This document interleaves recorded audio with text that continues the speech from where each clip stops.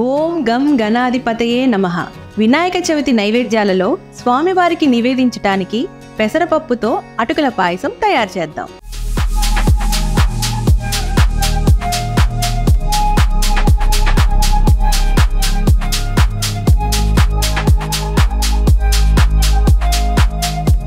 Tenali double horse రుచికరంగా ఉంటుంది, అనుబంధాల్ని పెంచుతుంది. రుచికరమైన తెనాలి డబుల్ హార్స్ పెసరపప్పుతో తయారు చేసే అటుకుల పాయసానికి కావాల్సిన పదార్థాలని చూసేద్దాం. తెనాలి డబుల్ హార్స్ పెసరపప్పు, తెనాలి డబుల్ హార్స్ జీడిపప్పు, అటుకులు, బెల్లం, కిస్మిస్, నెయ్యి, యాలకులు, జాజికాయ పొడి, పచ్చి పాలు. ఇప్పుడు తెనాలి డబుల్ హార్స్ పెసరపప్పుని ఒక కప్పు తీసుకొని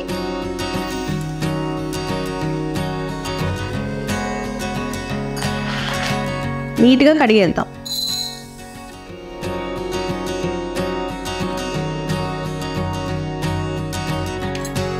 ఇలా నీట్గా కడిగి పెట్టుకున్న పెసరపప్పుని కుక్కర్లో వేసుకొని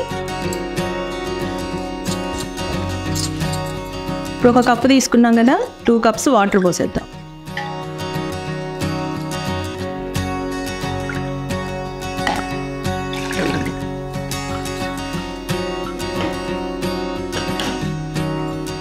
స్టవ్ ఆన్ చేసుకొని 2 విజిల్స్ వచ్చే వరకు వెయిట్ చేద్దాం. ఈలోపు బాండీలో అటుకులు, జీడిపప్పు, కిస్మిస్ ఇవన్నీ వేయించుకుందాం. ప్యాన్ హీట్ ఎక్కింది, ఇందులో కొంచెం నెయ్యి వేసుకొని ఇప్పుడు మనం తెనాలి డబుల్ హార్స్ వారి జీడిపప్పు, ఇది కొత్తగా మార్కెట్లోకి లాంచ్ అయిందండి. చాలా క్వాలిటీగా ఉన్నాయి. చూడండి, ఇప్పుడు ఓపెన్ చేస్తాను. సీల్ కూడా చాలా బాగా నీట్గా ఇచ్చారు, ఈజీగా తీసేయచ్చు దీంట్లో నుంచి. ఓపెన్ కూడా చూడండి ఎంత చాలా క్వాలిటీగా ఉన్నాయి.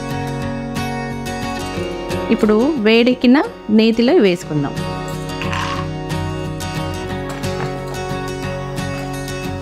ఇవి గోల్డెన్ బ్రౌన్కి వచ్చేసాయి. ఇవి బౌల్లోకి ట్రాన్స్ఫర్ చేసేద్దాం.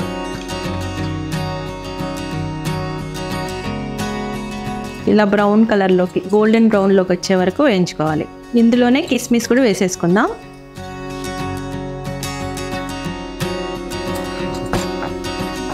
కిస్మిస్ కూడా చూడండి బాల్స్లా ఇట్లా ఉబ్బిపోయాయి చక్కగా. ఇవి కూడా తీసేద్దాం బౌల్లోకి. ఇదే నెయ్యిలో అటుకులు కూడా వేసేద్దాం. నేను అటుకులు 1 కప్పు వాడుతున్నాను దీనికి.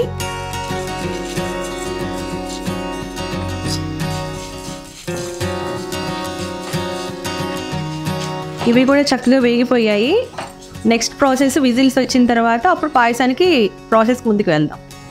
పెసరపప్పు ఉడికిపోయింది. ఇప్పుడు ఏదైతే మనం అటుకులు వేయించుకున్నామో ఇందులో వేసేద్దాం.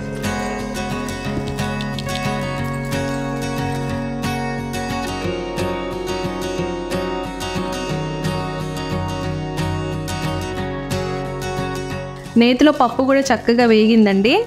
ఇందులో ఇప్పుడు పచ్చిపాలు పోసుకుందాం. చూస్తున్నారుగా, ఈ విధంగా బాగా ఉడకాలి. ఇప్పుడు ఇందులో మన పాలు ఏవైతే పోసామో, దేవుళ్ళకి నైవేద్యం పెట్టాలి అంటే మనం తప్పకుండా ఆవు పాలనే యూజ్ చేసుకోవాలి, అవే వాడాలి. ఇప్పుడు ఆవు పాలతో ఈ పాయసం తయారు చేస్తున్నాం మనం. చూడండి, ఇలా ఉడకాలి. దగ్గరికి ఉడికి బాగా తెలిసిపోతుంది, పలుకు మెత్తగా అవుతుంది. అప్పుడు మిగతా ప్రాసెస్ చేద్దాం. ఇది ఒక 10 నిమిషాలు ఉడకనిద్దాం. ఈ ఉడికిపోయిన పెసరపప్పు అటుకుల్లో ఇప్పుడు బెల్లం వేసుకుందాం.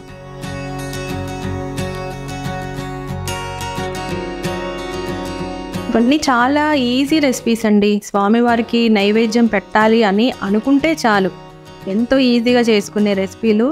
అందులో తెనాలి డబుల్ హార్స్ పప్పుల్ని వాడితే చాలా ఈజీగా, హెల్తీగా, రుచికరంగా కూడా ఉంటాయి. పాయసం రెడీ అయిపోయింది.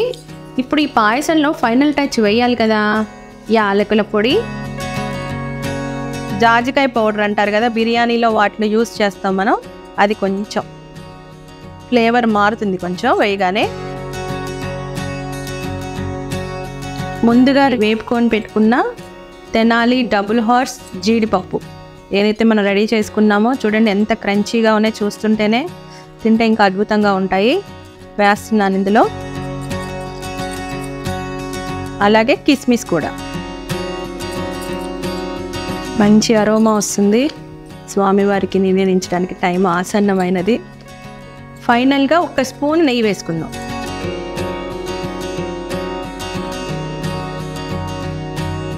ఫైనల్లీ తెనాలి డబుల్ హార్స్ పెసరపప్పుతో అటుకుల పాయసం రెడీ అయిపోయింది.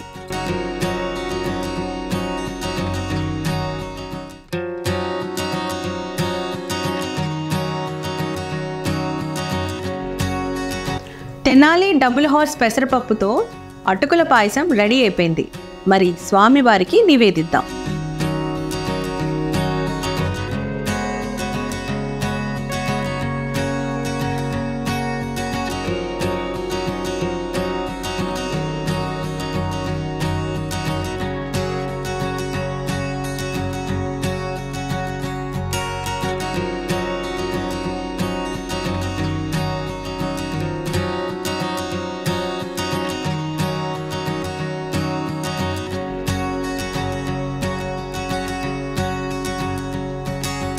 చూస్తున్నారు కదండి, తెనాలి డబుల్ హార్స్ వారు రిషిక నేతి బెల్లం సున్నుండ సింగిల్ పీస్ అండి, మార్కెట్లో అవైలబుల్గా ఉంది. ఇది చిన్నవాళ్ళే కాదు పెద్దవాళ్ళు అందరూ తినచ్చు. అలాగే ఇది సింగిల్ పీస్ క్యారీ చేయడానికి చాలా ఈజీ. ఇప్పుడు కొంతమంది షుగర్ పేషెంట్స్ ఉంటారు, చాక్లెట్స్ క్యారీ చేస్తూ ఉంటారు. అలాంటి వాళ్ళకి ఇది చాలా బాగా యూజ్ అవుతుంది. ఇది ఎలా ఉందో ప్యాక్ ఓపెన్ చేసి చూపిస్తాను చూడండి.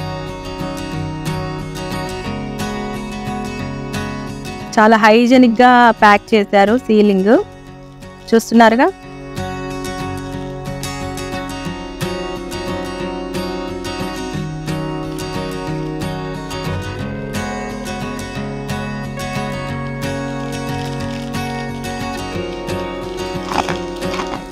చూడండి ఎంత బాగుందో, చూడ్డానికి ఎంత ఫ్రెష్గా ఉంది లడ్డు. ఇది ఎక్కడికైనా క్యారీ చేయొచ్చు. సింగిల్ లడ్డు, వేరే బాక్స్ కూడా అవసరం లేదు. ప్యాకింగ్ కూడా చాలా నీట్గా వచ్చింది. ఇది ఇప్పుడు మనం వినాయకుడికి పెడదాం.